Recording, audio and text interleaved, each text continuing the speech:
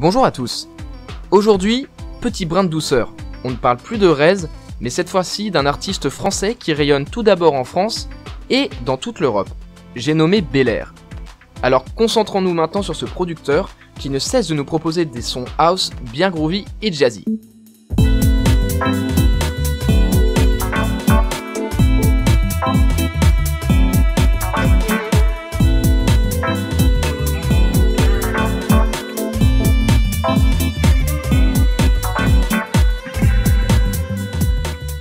Concernant son histoire, premièrement, Belair est un artiste originaire de Lille de 21 ans et qui s'appelle Jean.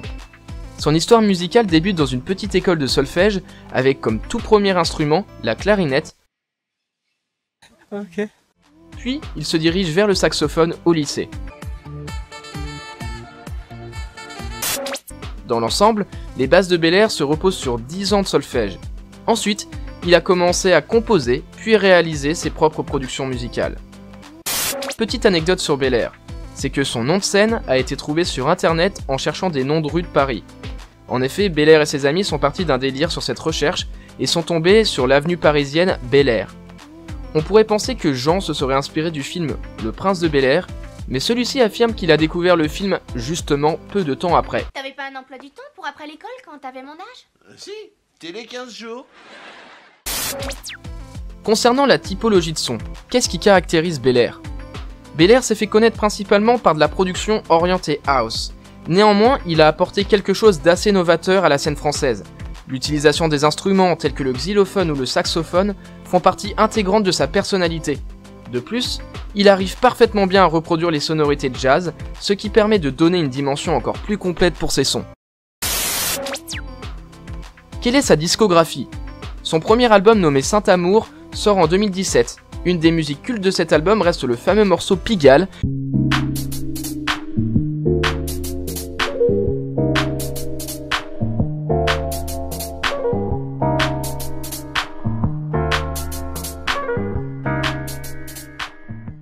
Ou encore Groovin.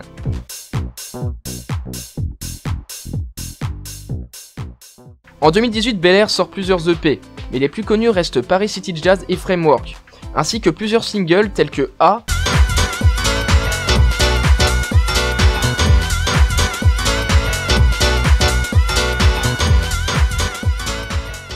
ou encore Brésil.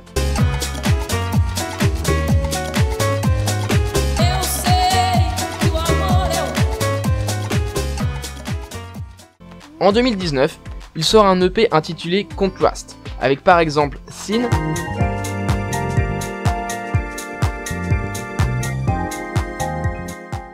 et Absolutely.